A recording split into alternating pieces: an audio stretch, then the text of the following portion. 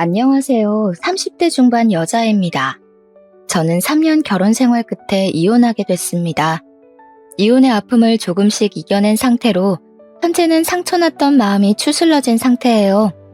처음엔 사람들이 결혼하는 걸 대부분 반대를 하였었지만 좋아하는 마음 하나로 모두 이겨낼 수 있을 거라고 생각했는데 저 혼자만의 착각이었다는 것을 이제야 알게 됐습니다. 지금 와서야 웃고 넘길 수 있지만 이혼 준비하는 과정에서 정말 죽고 싶다는 생각이 들 정도로 힘들었어요. 주변 사람들에게 제 속마음을 모두 내비치는 게 아직까지 너무 창피해서 이렇게라도 속을 털어놓고 싶어 이렇게 사연을 보내게 됐습니다.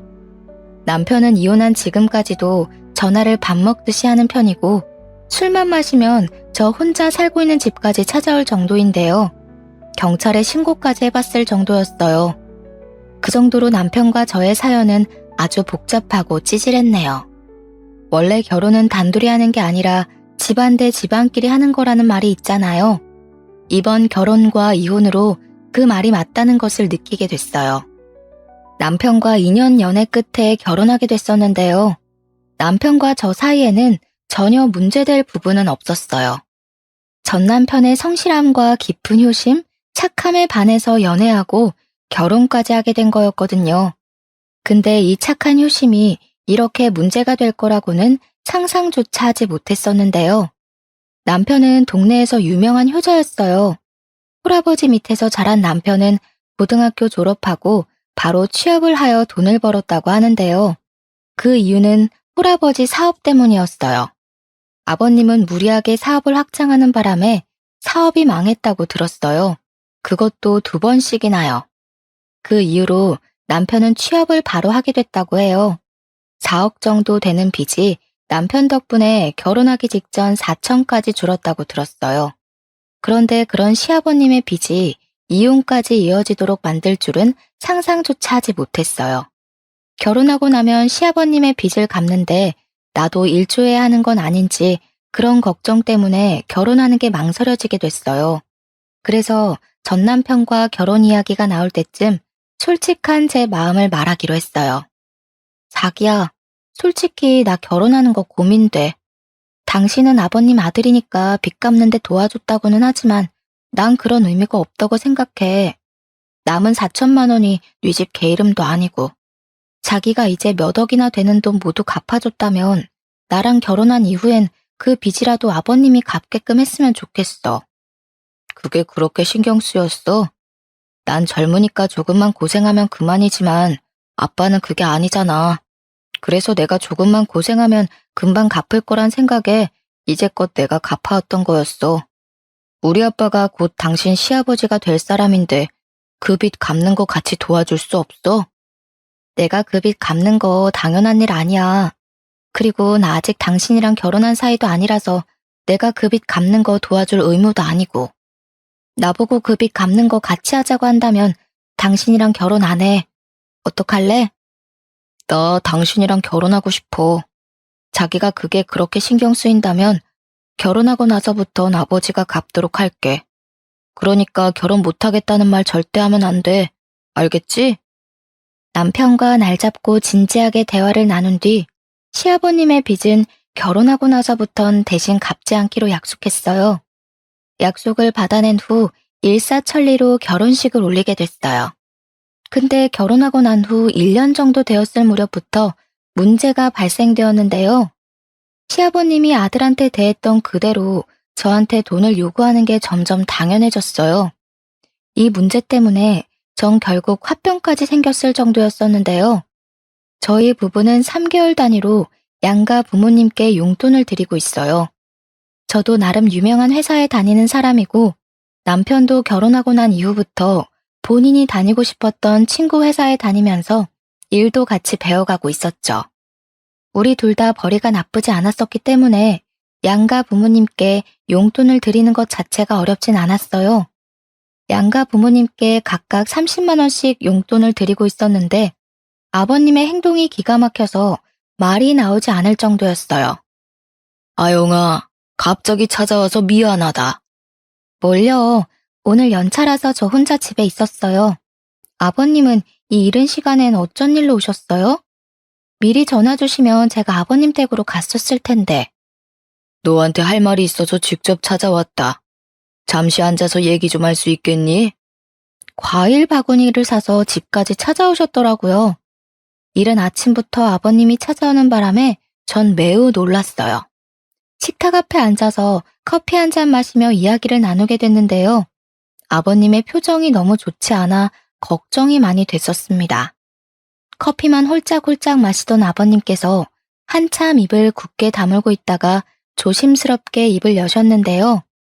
아영아, 너가 결혼하고 나서 며느리로서 너무 잘해주고 있어. 그게 참 고맙다. 재혁이랑 작은 단칸방에서 살았었는데 사돈께서 나 혼자 편히 살 수 있게 전셋집도 구해주시고 아영이 너가 용돈도 자주 챙겨주고 난 정말 너한테 많이 고맙다. 아니에요. 당연히 해야 할 일이니까 한 거였어요. 아버님 혹시 무슨 일 있으신 거예요? 표정이 너무 안 좋아요.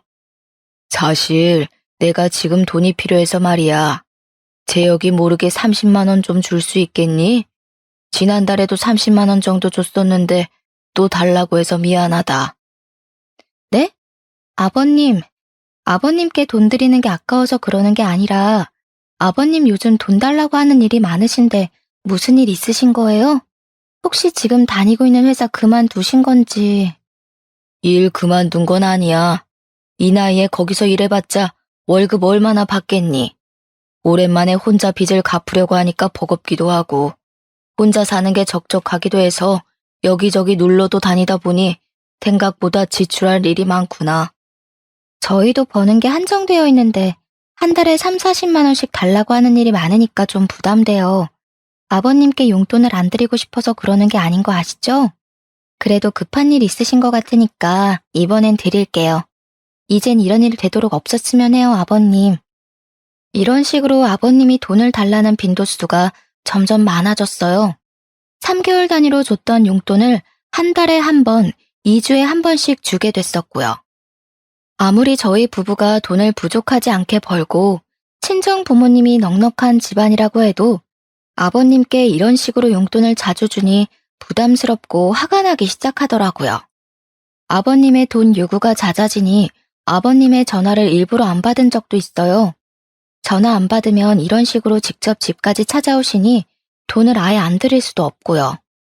남편 몰래 저한테 돈 달라고 요구하는 일이 많아졌고 저도 일일이 남편에게 말하지 않았었는데요. 결국 전 남편에게 솔직하게 말하기로 결정했어요. 퇴근하고 집에 도착한 남편을 소파에 앉히고 아버님에 대해 이야기하기 시작하게 됐는데요. 자기야, 당신한테 아버님에 대해 말할 게 있어. 당신 몰래 아버님한테 돈을 몇 번 드린 적이 있어. 원래 우리가 3개월에 한 번씩 부모님께 용돈을 드리고 있잖아. 근데 아버님이 당연하게 돈을 달라고 하시더라고.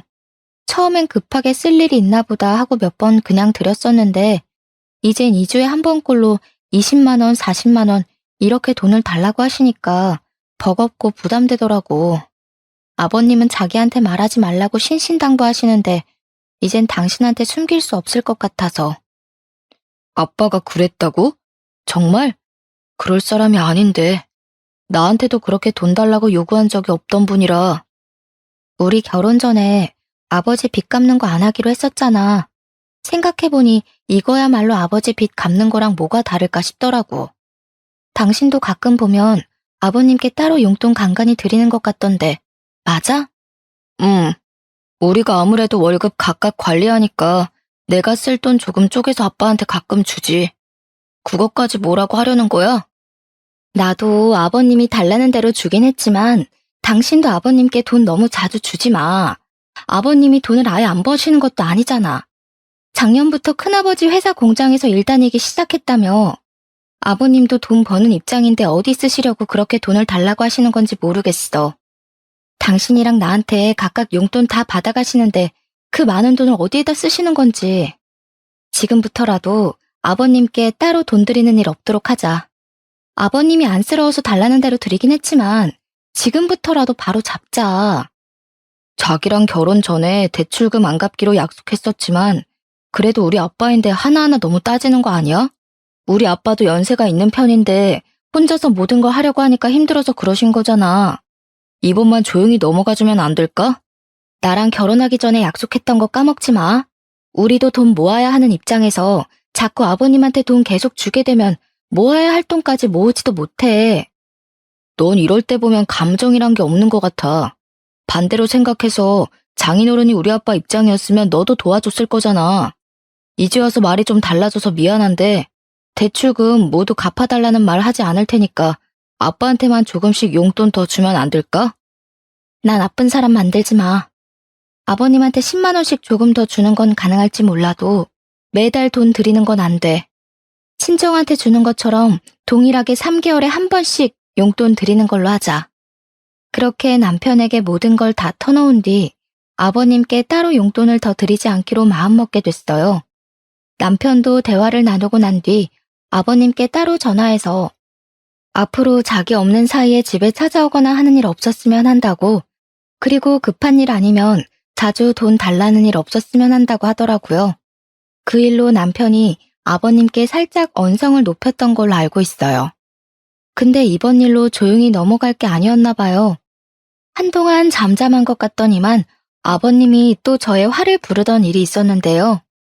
아버님은 한 달에 한 번꼴로 저희 부부집에서 1박 2일씩 주무시고 가셨어요.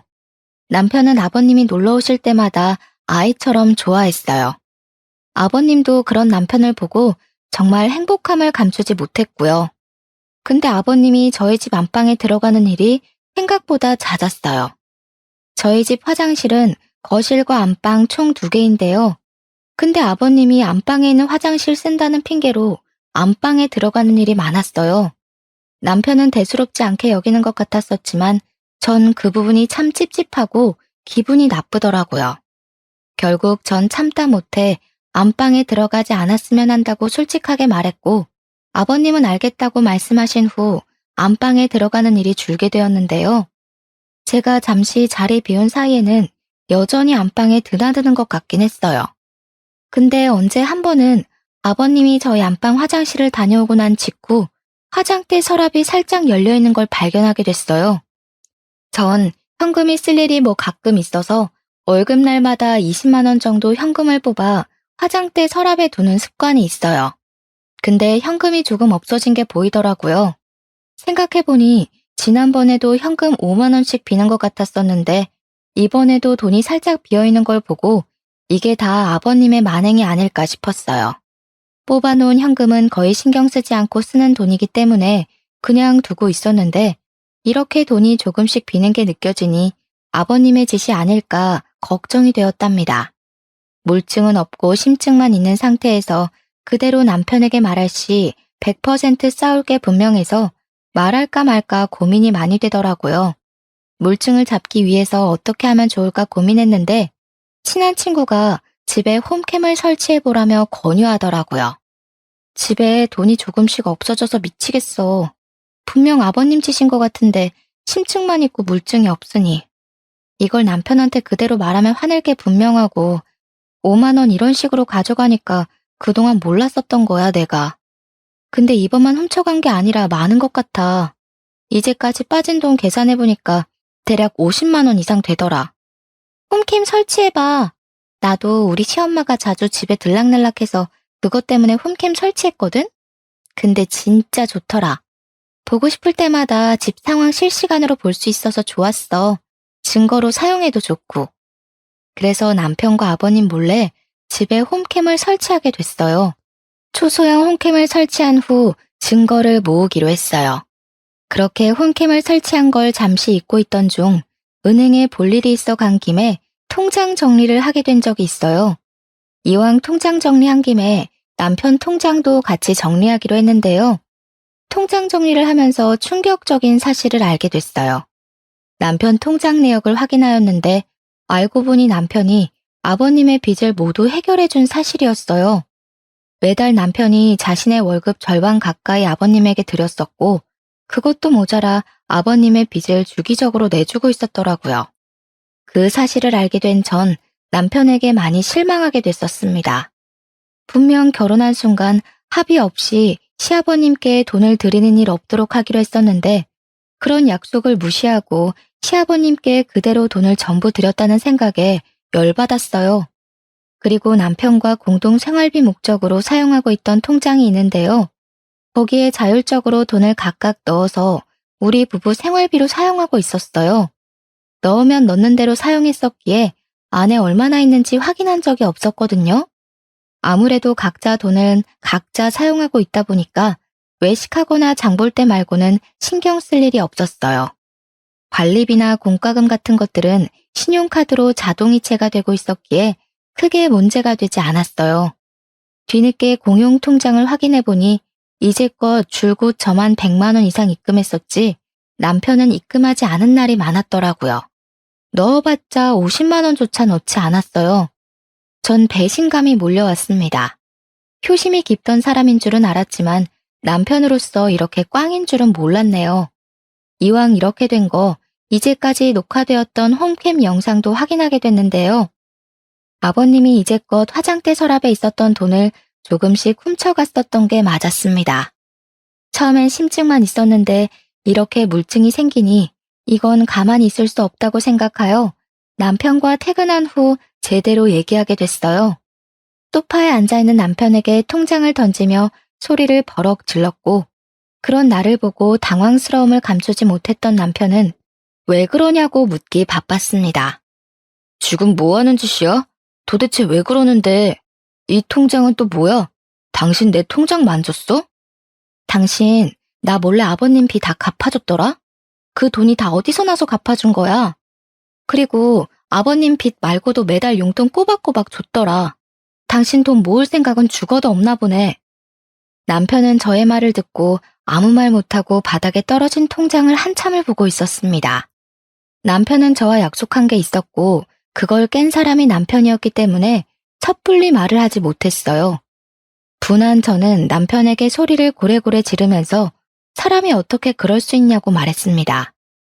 그래, 당신이 알게 된 김에 다 말할게.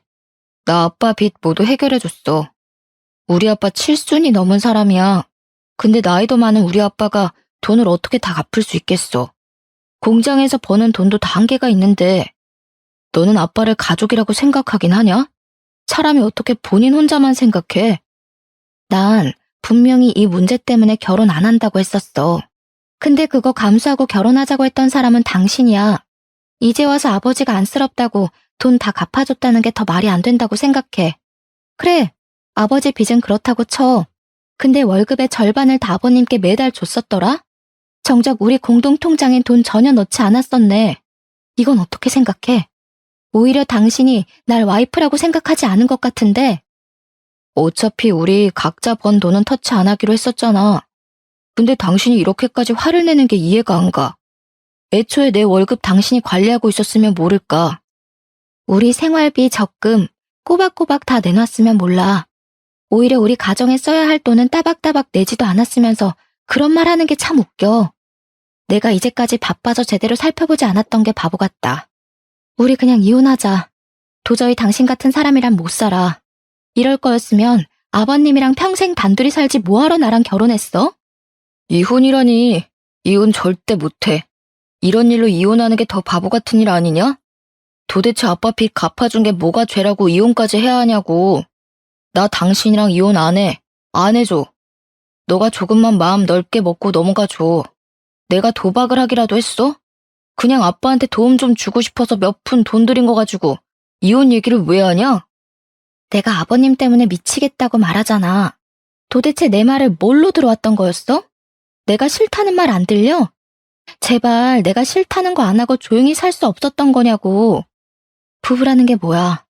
서로 싫어하는 부분 최대한 고쳐가고 맞춰야 하는 거 아니냐고. 당신은 날 속이면서까지 내가 싫어하는 행동을 한 거야. 그럼 내가 당신이랑 살 이유가 없어진 거지. 그러니까 내 말대로 이혼해. 당신이나 아버님 이제 신경 쓰면서 살고 싶지 않아.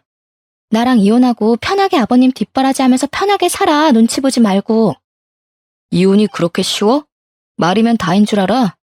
당신이랑 절대 이혼할 일 없을 거야.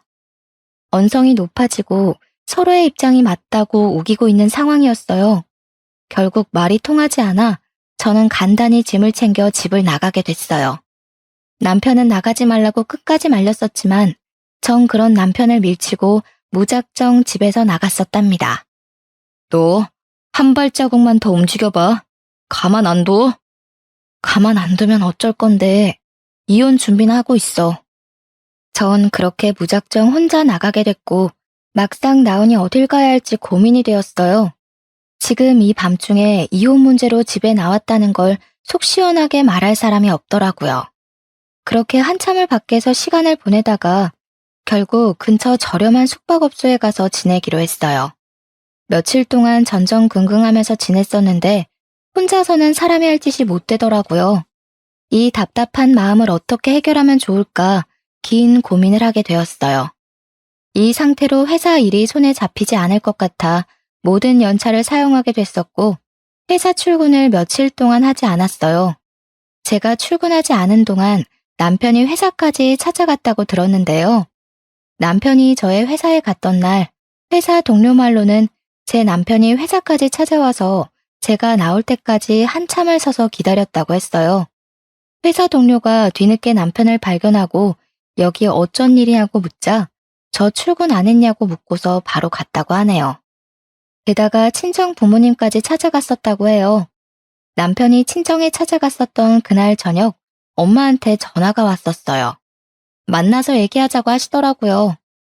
그렇게 카페에서 엄마를 만나 커피를 마시며 이혼에 대해 대화를 나누게 됐었어요. 전 엄마의 얼굴을 보자마자 눈물부터 나왔어요. 살이 많이 빠진 저의 모습을 보게 된 친정엄마도 같이 눈물을 흘렸습니다.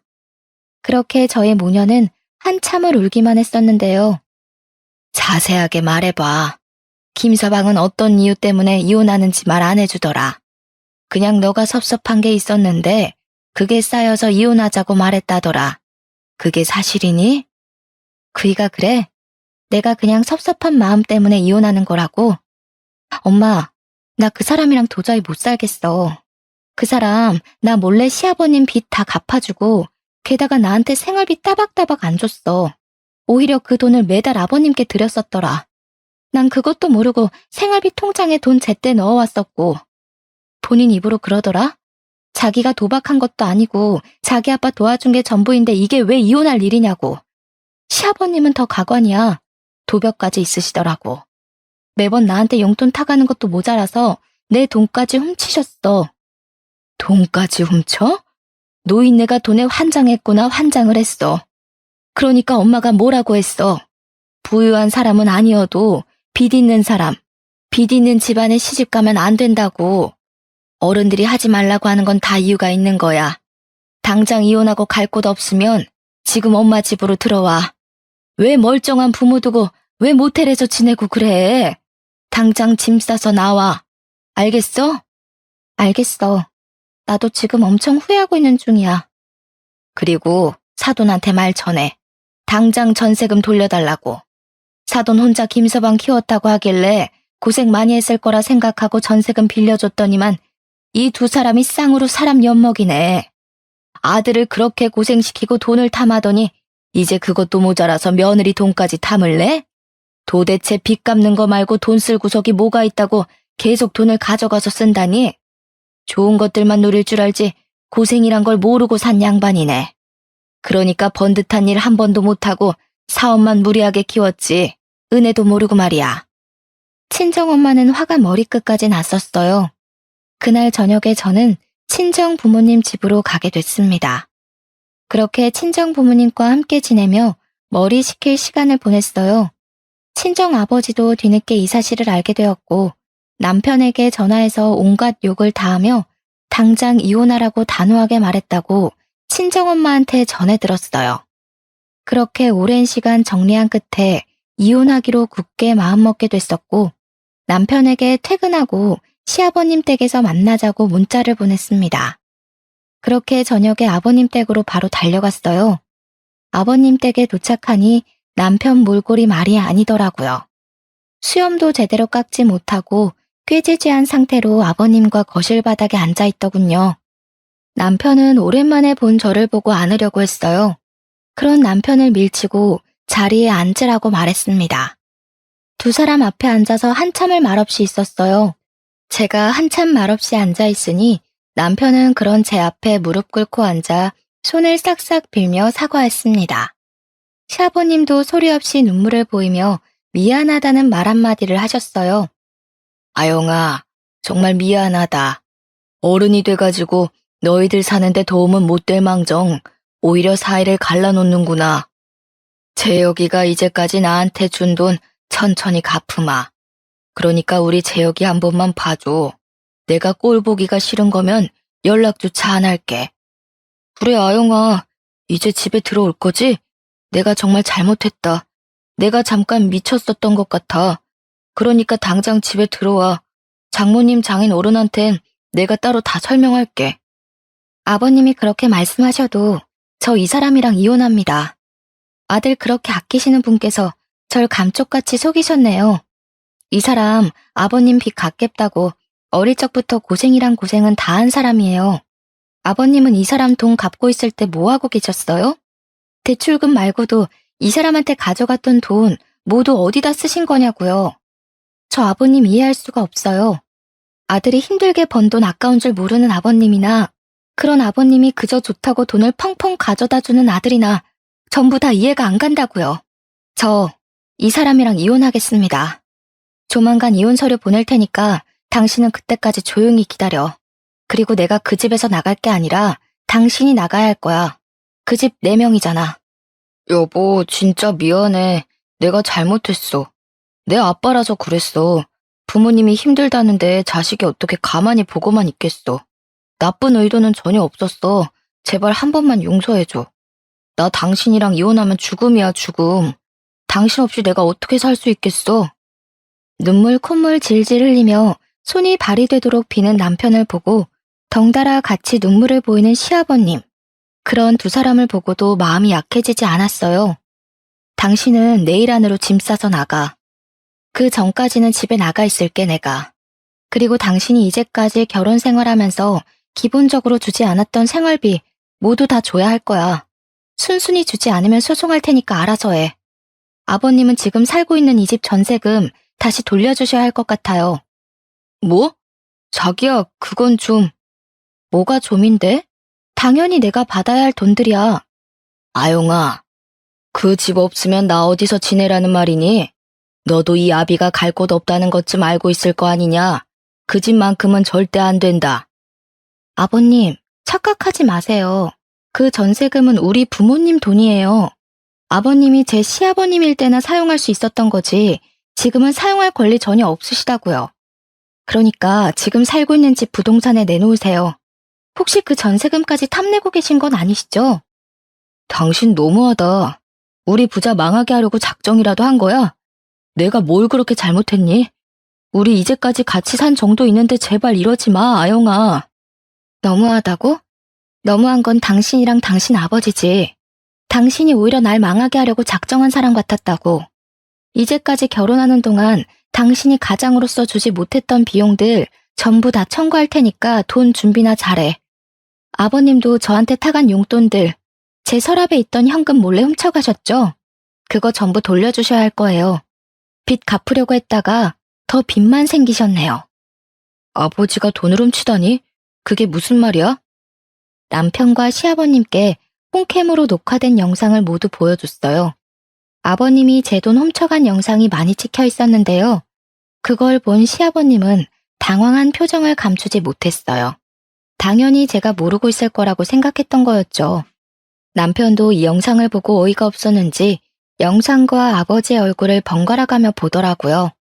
아버지, 이게 사실이에요? 당신은 이 홈캠 언제 설치한 거야? 나한테 상의도 없이? 설치한다고 했으면 당신이 가만히 있었을까? 지금 이 핸드폰 안에 증거들 다 있으니까 발뺌할 생각 죽어도 하지 마. 다음 달까지 시간 줄게. 그 안에 돈 전부 입금해. 아니면 아까 말한 대로 법대로 할 거야. 남편은 엉엉 울면서 싹싹 빌었어요. 아버님은 한참을 죄인처럼 기죽어만 있으시다가 갑자기 화를 내시며 욕까지 하시기 시작했어요. 딴 사람인 것처럼요. 너가 부자 사이를 갈라놓으려고 별 지랄을 다 하는구나. 그래, 내가 훔쳤다 훔쳤어. 그 몇 푼 없다고 너희들이 망하길 하니 뭘 하니? 너도 참 독하구나. 너가 대신 돈 갚아준 것도 아니고 내 아들한테 좀 도와달라고 한 건데 왜 너가 나서기를 나서? 이혼? 그게 쉬운 일인 것 같아? 아빠, 가만히 좀 있어. 우리가 뭘 잘했다고 아빠가 언성을 높여? 너도 당장 일어나. 너 이혼할 수 있으면 얼마나 곱게 할 수 있나 보자. 이렇게 영상까지 녹화할 정도로 우리가 그렇게 의심스럽고 못나 보였구나. 그동안 우리 못난 부자 데리고 사느라 고생 많았다.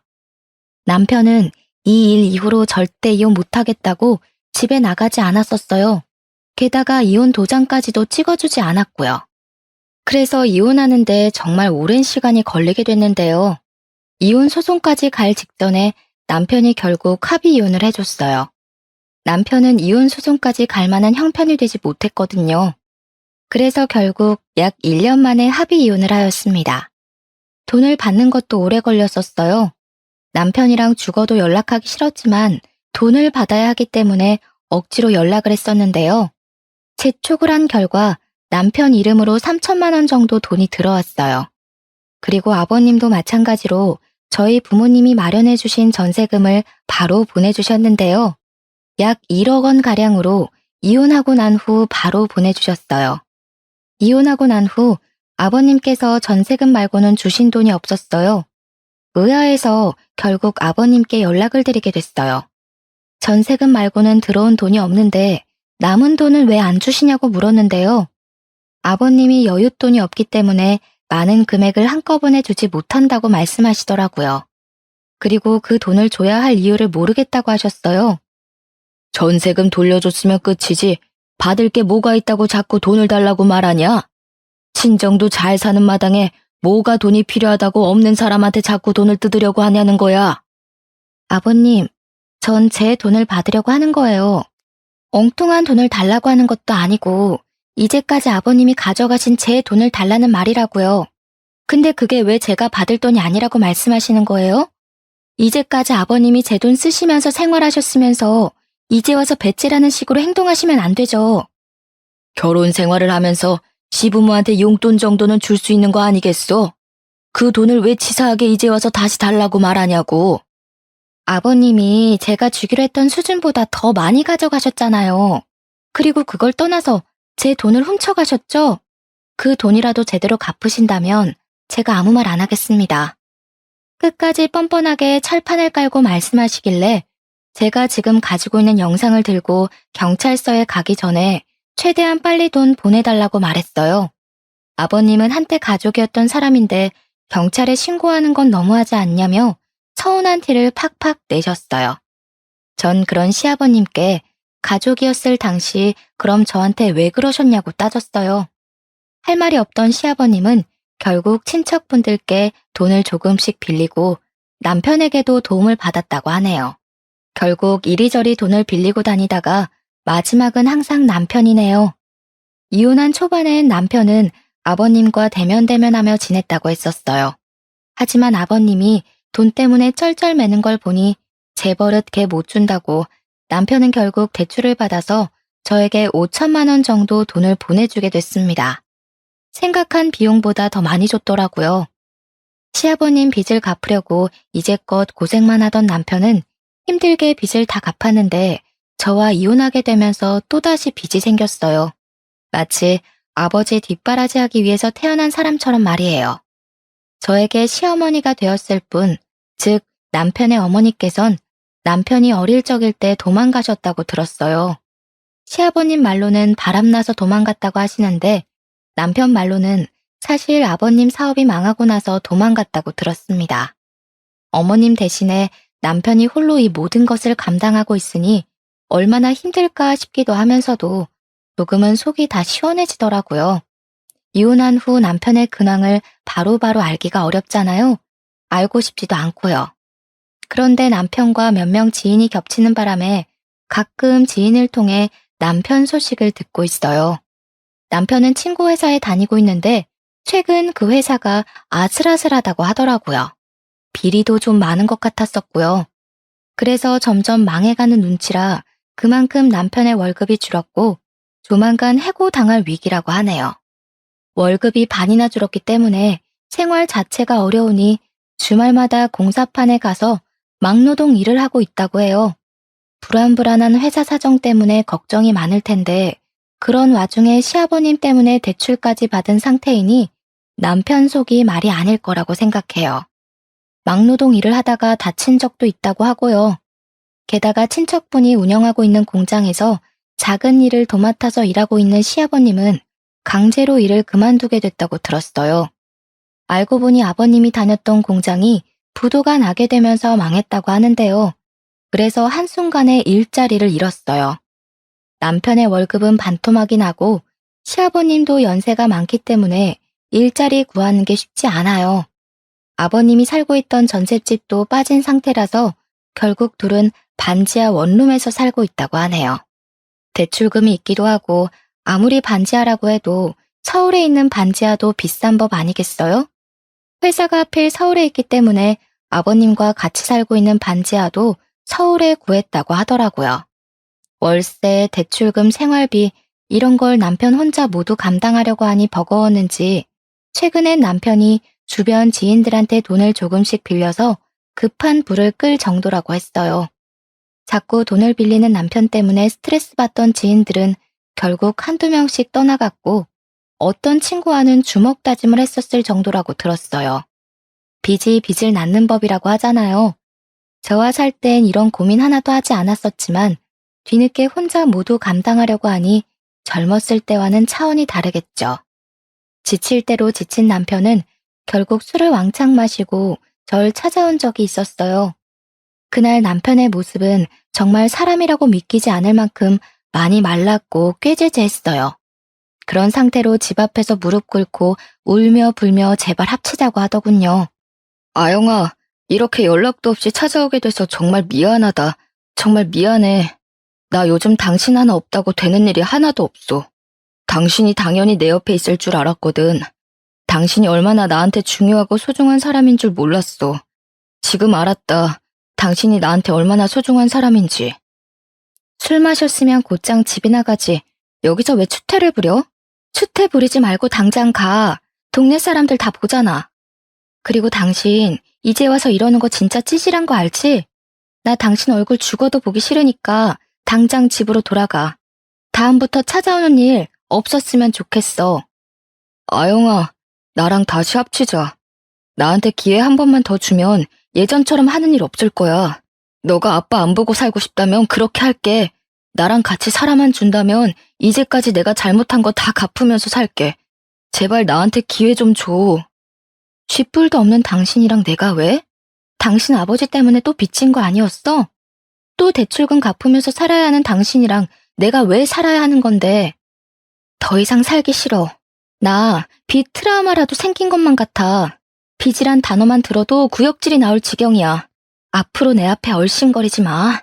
당신 얼굴만 봐도 지겹고 토나와. 알겠어? 당신이랑 이혼만 안 했어도 원래 없었을 대출금이야. 이 돈 금방 갚을 수 있어. 당신한테 절대 신경 쓰이게 안 할게. 진짜야. 내가 이렇게 빌게. 한 번만, 딱 한 번만 다시 생각해줘. 나 진짜 당신 없으니까 죽을 것 같다고. 사는 게 사는 것 같지가 않아. 사람 그렇게 쉽게 안 죽어. 너 술 먹고 이렇게 막무가내로 찾아오면 경찰에 신고한다. 그러니까 썩 꺼져.